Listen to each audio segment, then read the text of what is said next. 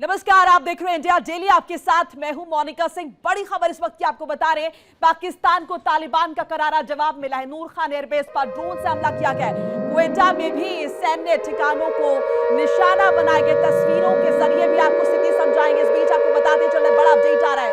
तो यहाँ पर नूर खान एयरबेस पर ड्रोन से हमला किया गया। क्वेटा में भी हमला किया गया। सैन्य ठिकानों को निशाना बनाया गया। बड़ी जानकारी आपके साथ साझा कर रहे हैं। नूर खान एयरबेस पर ड्रोन से हमला किया गया। क्वेटा में भी सैन्य ठिकानों को निशाना बनाया गया है।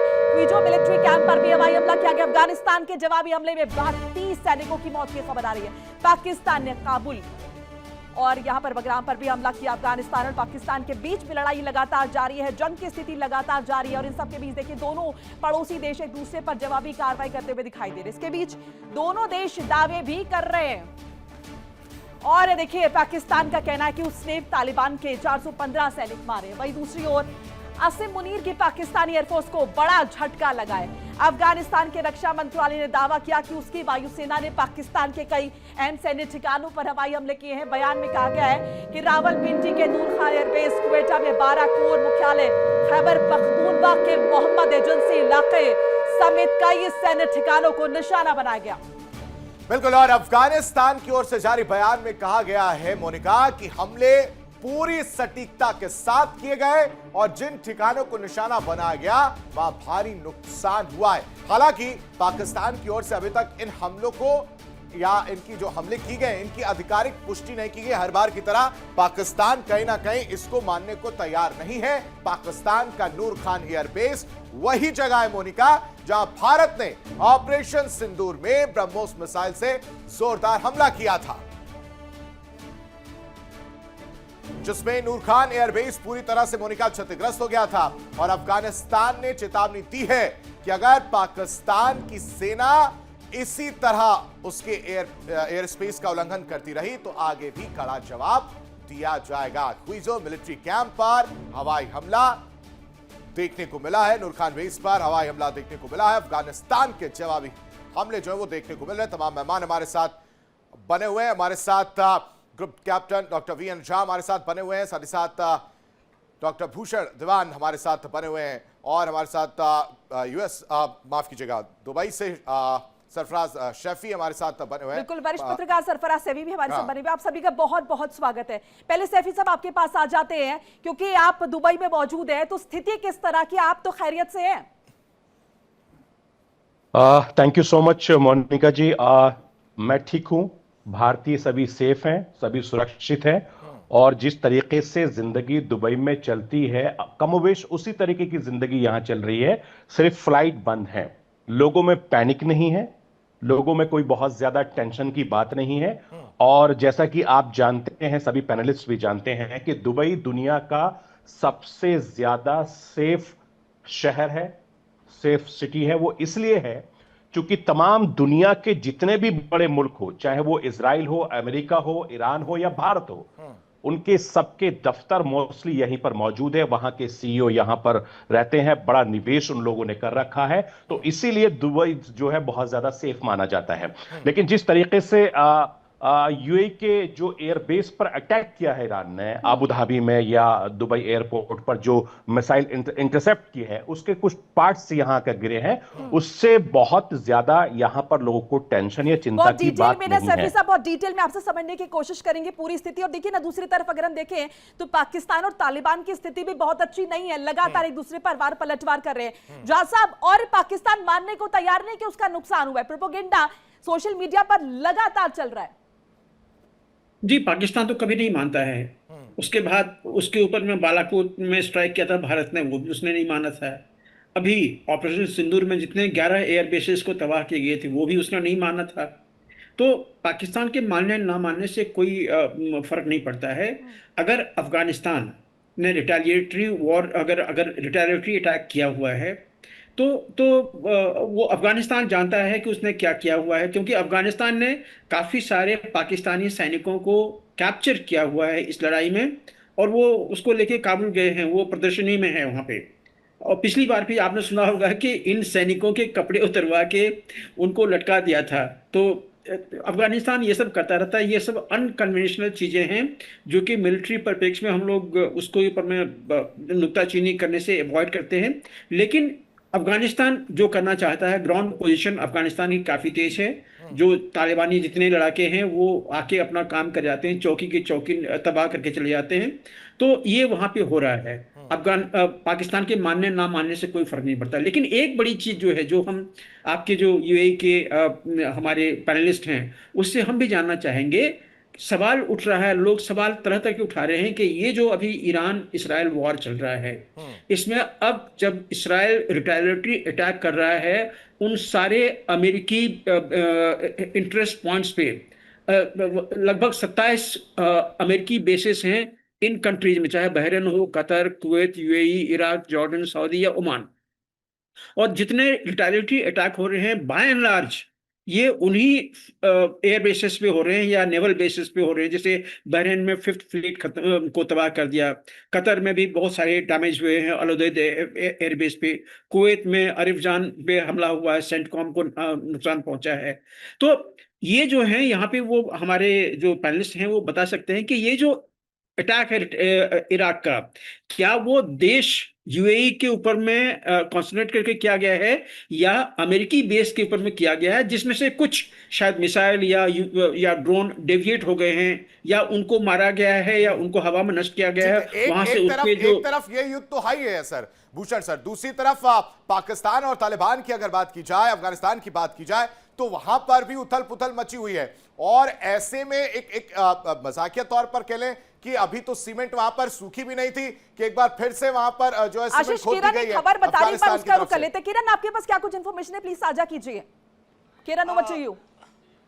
बिल्कुल, यहाँ पर एक बड़ी खबर जो है वो सामने निकल करके आ रही है और यहाँ पर बता दें कि देखिए इजराइल का जो है वो ईरान पर बड़ा हमला यहाँ पर हुआ है, ये बड़ी खबर आ रही है। और देखिए ईरान ने परमाणु संयंत्र पर मिसाइल जो है वो दाग दी है, ईरान ने बैलिस्टिक मिसाइल से निशाना बनाया है और ऐसे में इजराइल का जो परमाणु संयंत्र तबाह हो गया है। परमाणु संयंत्र से देखिए रेडियो एक्टिव मटेरियल लीक होने की जो जानकारी है वो भी निकल करके सामने आ रही है। और देखिए यहाँ पर जो है हम तस्वीर भी दिखा रहे हैं कि किस तरह से मोनिका ये हमला यहाँ पर हुआ है और ये इजराइल पर ईरान का बड़ा हमला है।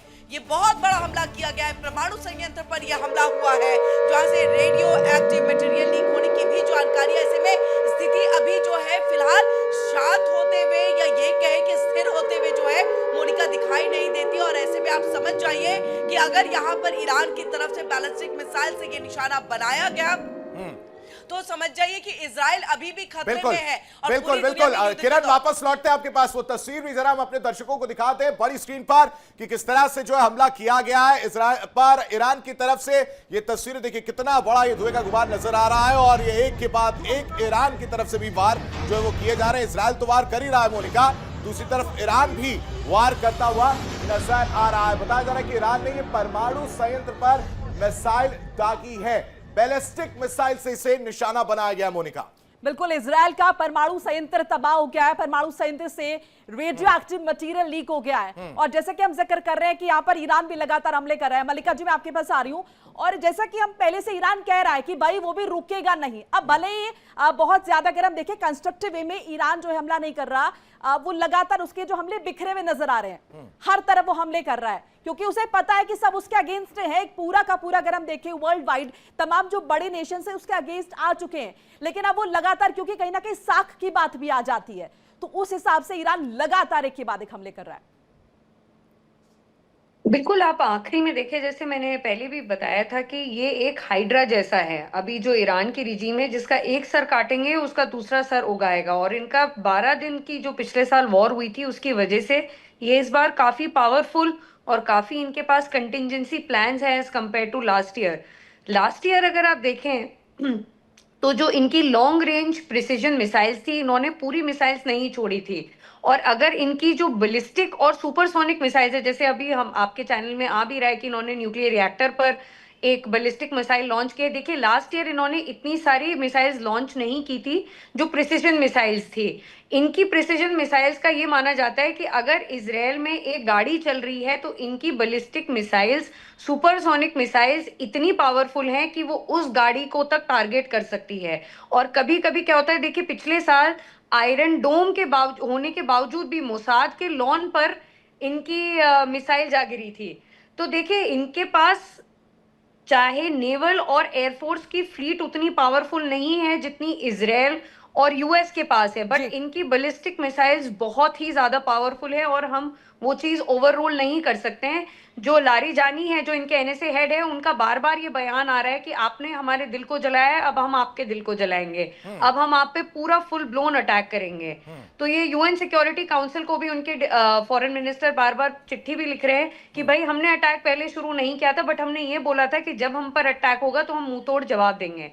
तो ये चीजें मोनिका जी अभी काफी कंफ्यूजन की स्थिति है, बट ये सब चीजें देखने को मिल रही है जी। ठीक है, भूषण सर से मेरा सवाल था, मैं उसका जवाब लेना चाह रहा था। भूषण सर, इस पर तो आएंगे हम, ईरान और इजराइल और ये तो चल ही रहा है। दूसरी तरफ अगर हम आते हैं तो पाकिस्तान में भी हाहाकार मचा हुआ है और वहां पर इसका कहीं ना कहीं असर भी देखने को मिल रहा है। अब इसको जरा इस तरह से देखते हैं कि ऑपरेशन सिंदूर में तो हमने ही जो नूर खान बेस था उसको तबाह किया था, वहां पर सीमेंट डालकर किसी तरह पैसा जोड़कर पाकिस्तान ने वो दोबारा रनवे तैयार किया, लेकिन फिर से उसको उखाड़ने का काम अब अफगानिस्तान जो है वो करता हुआ नजर आया, तालिबान करता हुआ नजर आया। तो ये इंटरनल लड़ाई दोनों ही जगह है देखने को मिल रही है। ऐसे में क्या बड़ा असर वैश्विक मंच पर रहेगा, साथ ही साथ पाकिस्तान की हालत और कितनी ज्यादा बदतर होने वाली है? देखिए, अमेरिका भी चाहता नहीं है और चीन भी चाहता नहीं है कि पाकिस्तान और अफगानिस्तान के बीच में टेंशन बढ़े। पर अभी क्या हुआ है आपको मालूम है, पाकिस्तान ने बागराम एयरबेस के ऊपर अटैक किया है, ठीक है, और उसके चलते जब एंटी एयरक्राफ्ट गन से फायर किया अफगानिस्तान ने तो वहां वो आग वगैरह गिरी है बागराम में, अफगानिस्तान के हर्ट भी हो अफगानिस्तान सोल्जर्स। पर आप देखें एक और इसका पहलू है, जो यूएसए ईरान का चल रहा है मामला, पाकिस्तान जो है फिर भी वो यूएसए कैंप वाला आदमी है, कंट्री है, देश है, ठीक है। अभी वो उनकी अगर पाकिस्तान को अगर अटैक अफगानिस्तान में संलग्न हो जाएगा, उसमें मशगूल हो जाएगा। वो सक्षम है क्या पाकिस्तान अपने आप में इतना? मुझे तो नहीं लग रहा है, और यूएस तो अपना बिजी है। वो तो ईरान और पाकिस्तान का बॉर्डर टच करता है, सदर्न पार्ट ऑफ पाकिस्तान, और वो southern part of Iran border touch करता है। तो मॉनिटरिंग के लिए ये इंटेलिजेंस है अंदर की, ईरान को मॉनिटरिंग करने, लड़ाई एक तरफ से नहीं होती है, वो मॉनिटरिंग के लिए और पॉसिबल अटैक के लिए भी पाकिस्तान की टेरिटरी अमेरिका यूज कर सकता है। तो वो ये नहीं चाहेगा कि पाकिस्तान की फोर्सेस हो या पाकिस्तान अफगानिस्तान। हाँ, ये पॉइंट है। दीवान साहब, एक मैं रोक रही हूँ आपको, किरण के पास एक अपडेट है, वो ले ले पहले, उसके बाद आगे बढ़ते हैं। किरण प्लीज जल्दी से बताइए। बिल्कुल मोनिका, एक बड़ी खबर आ रही है और इस बीच देखिए हम चर्चा लगातार कर रहे हैं और जंग जिस तरह से छिड़ी हुई है, बड़ी खबर यहाँ पर है कि ईरान पर हमले के बाद ट्रंप का जो एक नया बयान है वो सामने आ गया है और सीधे तौर पर ट्रंप ने इस बात का जिक्र किया कि मुझे खत्म करने की साजिश थी और ऐसे में मैंने खामनेई को खत्म कर दिया। 2 बार मुझे खत्म करने की साजिश थी। और याद होगा मोनिका आपको, जिक्र जो है उस पेट्रोल पंप का किया गया होगा जिसमें डोनाल्ड ट्रंप के आवास में जाकर के उसे उड़ाने की साजिश की गई थी, जिसे वहां पर जो उनके सुरक्षा अधिकारी है उन्होंने उसे खत्म कर दिया था। और इससे पहले भी ट्रंप के साथ एक बार ऐसी ही तस्वीरें सामने आई थी कि व्हाइट हाउस के आसपास कुछ संदिग्ध जो है वो दिखाई दिए थे, जिसमें उनको भी नस्तनाबूद कर दिया था वहां के सुरक्षा बलों ने। लेकिन सबके बीच में यही दावा यहाँ पर एक बार फिर से डोनाल्ड ट्रंप करते हुए दिखाई दे रहे हैं और ये कहते हुए कि मुझे बयानवीर है किरण, बयानवीर है ट्रंप साहब इस वक्त। और अब तो कौन इस चीज की पुष्टि करेगा? जस्टिफिकेशन है, ये भी देखना होगा। ये कोई बड़ी बात नहीं है कि बयानवीर ट्रंप साहब जो हैं कुछ ना कुछ बोलते रहेंगे। भूषण सर मुस्कुरा रहे हैं, मुझे लग रहा है उनके अंदर जो वो जवाब देने का जो उत्सुकता है, कंप्लीट करिए सर। है कि खामनेई को मार दिया तो उसके बाद वो ये बता रहे कि मुझे मारने की कोशिश की गई थी, जस्टिफिकेशन तो नहीं है। ये हीरो बनना चाहते हैं, सिंपैथी लेना चाहते हैं दुनिया की। भाई हमें ये मत कहो ईरान पे अटैक ना करें, वो तो मुझे ही मारने वाले थे। मैं ये ब्राउनी पॉइंट्स अर्न कर रहे हैं। अरे इतनी बड़ी CIA है, तुमने परसों शनिवार को हमला किया, कब किया? पूरी तैयारी करके भाई आज शाम को मीटिंग है खमैनी की, उड़ा देंगे, अयतुल्ला की उड़ा देंगे। तो आपके इतनी भारी इंटेलिजेंस आपके पास है, और अभी आप कह रहे हैं कि आप पूरे अलर्ट होने के बावजूद आपको मारने वाले थे। ये पता नहीं, बोल आपने क्या कहा, बयानवीर, बोल बच्चन जो भी कहे आप, पर इनसे कुछ होने वाला नहीं। मैं छोटी सी बात कहना चाहता हूं आपसे मोनिका जी, आशीष जी, आप बड़े ध्यान से इंटेलिजेंस रिपोर्ट, जो कवर्ड आर्मी का आर्म्स का जो हार्डवेयर है, जो ईरान चाइना से आएगा, रशिया से आएगा, इंटेलिजेंस रिपोर्ट बताती हैं फुल इंटेंसिटी के लेवल पे ईरान जो है फुल इंटेंसिटी अगर रिटेलिएट करता है तो 3 महीने तक चल सकता है। ठीक है। और सुनिए बड़ी इंपॉर्टेंट बात, और अगर लो इंटेंसिटी पे रिटेलिएट करता है तो साल तक चल सकता है। ये बड़ा इंपॉर्टेंट पॉइंट है। क्यों जी भूषण सर, आता हूं मैं आपके पास, माफी के साथ आपको बीच में रोक रहा हूं। आपसे भी एक रिएक्शन लेंगे कि ट्रम्प के जो स्टेटमेंट बदलते हैं ये इनके मायने क्या। एक बार किरण से अपडेट ले ले, फिर मैं आपके पास इसी बात को लेकर आ रही हूं। किरण जल्दी से साझा कर लीजिए, क्या कुछ है? बिल्कुल, देखिए यहाँ पर एक और बड़ी खबर जो है वो निकल करके सामने आ रही है। अली राजई को लेकर के ये बड़ी खबर है, और ये देखिए हम फुल स्क्रीन जो है इस खबर को यहाँ पर दिखा रहे हैं। इजराइल से जंग के बीच में ईरान का ये बड़ा बयान जो है वो निकल करके सामने आया, मोनिका और आशीष। और ऐसे में समझिए कि राष्ट्रीय सुरक्षा परिषद के सचिव का ये बड़ा बयान है, जिसमें उन्होंने कहीं ना कहीं इस जंग को, यानी कि सचिव अली लारीजानी जो है वो बड़ा बयान देते हुए दिखाई दे रहे हैं। और इसमें उन्होंने कहा कि अमेरिका के साथ बातचीत नहीं करेंगे, यानी कि अमेरिका को साइडलाइन शायद करने की एक तरह से ये तैयारी जो है वो की जा रही है। क्योंकि आप समझ जाइए कि संयुक्त राष्ट्र के, यानी कि हर इंटरनेशनल जो भी लॉ बने हैं, जो नॉर्म्स है, उन सबको यहाँ पर धता जो है अमेरिकी प्रेसिडेंट बिल्कुल, ये बहुत बड़ा बयान है। किरण वापस लौटते हैं आपके पास। ईरान के राष्ट्रीय सुरक्षा परिषद के सचिव का ये बड़ा बयान जो है वो क्या है, वो भी हमको पोस्ट के जरिए बता देते मोनिका, कि अली लारीजानी ने क्या लिखा है कि we will not negotiate with the United States, यानी साफ तौर से जो रुख है वो क्लियर कर दिया मोनिका। बिल्कुल। चलिए एक बार ट्रम्प के स्टेटमेंट को भी बात कर लेते हैं। हमने आपको दिखाया कि ईरान की तरफ से किस तरह की बातें कही जा रही, कि नेगोशिएट नहीं करेंगे, यानी कि पीछे नहीं हटेंगे। पीछे नहीं हटेंगे, अपने लक्ष्य को प्राप्त करेंगे। वो हम पहले सुन भी चुके हैं, यानी कि कहीं ना कहीं ईरान भी ये साफ कर रहा है कि वो किसी से कमतर नहीं है, किसी से कम नहीं है। राष्ट्रपति ट्रम्प के बयान का जिक्र भी बहुत इंपॉर्टेंट होता है। सैफी साहब, आप किस तरह से देखते हैं, क्योंकि ट्रम्प को हम देखते हैं अक्सर वो स्टेटमेंट्स देते हैं, और इस दफा ये स्टेटमेंट क्या जस्टिफिकेशन है कि खामनेई को मार दिया तो उसके बाद, क्योंकि एक धड़ा है जो ये कह रहा है कि आप एक राष्ट्र में घुस जाएंगे और वहां के राष्ट्रपति को मार देंगे। इससे पहले हमने देखा वेनेजुएला में क्या हुआ। देखिए मोनिका, आप विदेश नीति को बहुत अच्छे तरीके से जानती हैं, पॉलिसी को बहुत अच्छे तरीके से जानती हैं। ट्रंप की जहां तक बयानबाजी है, मैं उसके बयानों को बहुत ज्यादा इंडिविजुअल सीरियस नहीं लेता हूं। आपने देखा होगा कि हमारे हिंदुस्तान के साथ उसके किस तरह के रिश्ते हैं। हमारे देश के प्राइम मिनिस्टर नरेंद्र मोदी साहब ने उसके लिए क्या नहीं किया, लेकिन जब वो बयान देता है हिंदुस्तान के खिलाफ या हिंदुस्तान के प्रधानमंत्री नरेंद्र मोदी के खिलाफ, उस इंसान को क्या कहोगे। मैं इस लाइन को भारतीय भाषा में कहना चाहता हूं, ऐसा कोई सगा नहीं जिसको हमने ठगा नहीं। ये सटीक लाइन उस पर बैठती है। चूंकि मैं दुबई में मौजूद हूं, मेरी एक मर्यादा है यहां शब्दों की। हिंदुस्तान में होता तो बहुत कुछ बोल सकता था। आप सोचिए कि हमारे प्राइम मिनिस्टर के बारे में उसने क्या क्या नहीं बोला। प्रधानमंत्री नरेंद्र मोदी साहब ने उसको किस कदर इज्जत नहीं दी, भारतीय लोगों ने उसको किस कदर इज्जत नहीं दी, लेकिन उसने क्या किया, किस तरह की बातें की। चूंकि जो पैनलिस्ट हैं वो जानते, और हमने लगातार अपने स्टूडियो में जब हम होते थे तो हमने बहुत सारे शोज ऐसे किए हैं। लेकिन सबसे बड़ी बात यह है कि आप किस तरह की पॉलिटिक्स करना चाहते हैं, किस तरह की कूटनीति करना चाहते हैं, ये ट्रंप को कोई नहीं समझ सकता। अमेरिका के लोग नहीं समझ सकते, दुबई के लोग नहीं समझ सकते, हिंदुस्तान की लोग नहीं समझ सकते, गवर्नमेंट नहीं समझ सकती है, क्योंकि वो जिस तरह के बयान देते हैं वो खुद अपने बयान में देकर खुद उलझ जाते हैं। ठीक है, वीएन झा साहब, आप कुछ कहना चाह रहे हैं, आप कंप्लीट करेगा। साथ ही साथ एक सवाल यह भी है कि मिड टर्म चुनाव होने, और मिड टर्म के, अगर मुझे याद आता है जब इससे पहले भी माहौल बनाते हुए नजर आए थे ट्रंप साहब कि क्या जो उस समय के प्रेसिडेंट थे कि वो इस चुनाव के मद्देनजर हमला करेंगे या नहीं करेंगे। क्या वही प्रेशर, वही पॉलिटिक्स एक बार ट्रंप के पास, ट्रंप के दिमाग में, और इस वजह से उन्होंने एकदम से ये जो है वार किया पूरा माहौल बनाने के साथ। वो मिड टर्म वाला फैक्टर क्या इंपॉर्टेंट है ट्रंप साहब के लिए भी? इसमें एक छोटी सी तो हकीकत जरूर है कि ट्रंप की जो उनकी जो इमेज है वो काफी ज्यादा गिर रही है, इसमें कोई दो राय नहीं है। और इस गिरते इमेज से अगर ये जो मिड टर्म जब पोल होगा तो उसमें ट्रंप को बहुत नुकसान होगा। तो ये हर वो कोशिश कर रहे हैं जिससे वो अपने आप को बड़ा साबित कर सकें। बड़ बोले तो वो है ही, हमने ऑलरेडी ऑपरेशन सिंदूर से पहले भी और उसके बाद भी हमने उसको उनको देख लिया हुआ है। अभी भी जो कल ही उनका बयान आया था कि Iran wants to talk to me and I have accepted. ठीक है और सर, ये जो सर, बिल्कुल सर, लग रहे हैं। सॉरी साहब, आपको हम बीच आपके में पास इंटरप्ट कर रहा हूं, आएंगे। किरण का रुख जी, करना है। बड़ी खबर आ रही है, बड़ी खबर देखिए किस तरह से इजराइल ने जो है ईरान को एक बार फिर से नई धमकी दे दी है।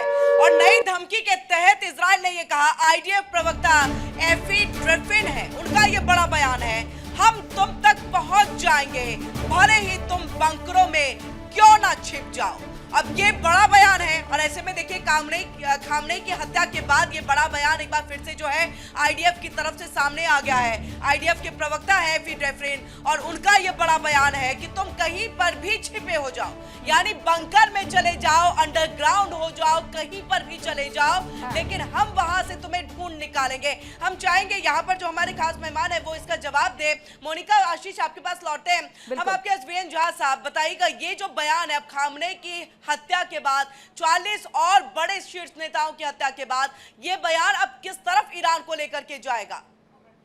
इसमें कोई दो राय नहीं है। देखिए, अमेरिका और इसराइल के पास में रियल टाइम इंटेल इनपुट्स हैं, इंटेलिजेंस इनपुट्स जिसको कहते हैं वो हैं। और पिछली बार भी, लास्ट ईयर भी जब वो वॉर चल रहा था, उस समय में भी खमेनी कहाँ छिपा हुआ था, किस बंकर में था, ये इंफॉर्मेशन मोसाद के थ्रू या फिर वहाँ के पब्लिक के थ्रू इसराइल को था। अगर वो चाहता तो उसी समय में खमेनी को खत्म कर सकता था, लेकिन उस समय में अमेरिका ने उसको मना किया था। मैं दो चीजें आपको कहना चाहता था जो कि मेरी लिंक टूट गई थी। एक तो हम यूएस और ट्रंप की बात कर रहे थे कि उसके ऊपर में कितना विश्वास किया जाए। देखिए आशीष जी, कल ही दबे जुबान में लोग बात कर रहे थे कि क्या यूएस एक टेरर स्टेट नहीं है, जो उसने पहले वियतनाम में किया था, लीबिया में किया था, अफगानिस्तान, इराक, वेनेजुएला में किया था, क्या ये टेररिस्ट का एक्शन नहीं है? दूसरा, ट्रंप जिस दिन से आए हुए हैं वो टेरर एक्शन ही किए जा रहे हैं। पहले उन्होंने पूरे विश्व पे फाइनेंशियल टेररिज्म किया, अपने जो उन्होंने टैरिफ लगाए थे। उसके बाद उन्होंने वेनेजुएला के जो प्रेसिडेंट हैं मदुरो को, उसको कैप्चर करके उसके ऊपर में वहां पे केस चला रहे हैं। उसको जिस तरह से कैप्चर किया हेड ऑफ द स्टेट, क्या ये टेरर एक्शन नहीं है? ये हॉस्टेज टेकिंग नहीं है? तीसरा, अभी कल परसों में जो अभी ईरान के ऊपर में जो डिकैपिटेट किया हुआ है, क्या ये टेरर एक्शन नहीं है? क्योंकि ईरान ने आगे बढ़ के वॉर नहीं किया था, अमेरिका ने ये वॉर लाद के सबसे पहला एक्शन यही किया कि वहां के हेड ऑफ द स्टेट जो आयतुल्लाह हैं उनको खत्म किया। तो ये क्या टेरर एक्शन नहीं है? तो क्या विश्व को, चाहे अमेरिका को या ट्रंप को पकड़ के उसके ऊपर में टेररिस्ट एक्शन का केस नहीं चलाना चाहिए? ये दबे सुर में कल की आवाज आई है। अब दूसरी चीज मैं आपको बताता हूं, आपने बहुत बड़ा खबर दिया हुआ है कि इसराइल में जो अटैक हुए हैं न्यूक्लियर इंस्टॉलेशंस पे, याद रखिए वो न्यूक्लियर प्रोसेसिंग पे अटैक नहीं करेंगे। इसराइल में शायद 7 सेंटर्स ऐसे हैं जहां पे कि इसराइली न्यूक्लियर बॉम्ब रखे गए हैं। निगेव, इलाबन, जकारिया, नहाल सुरेख, यदाफात था और तिरोश और रफाइल है।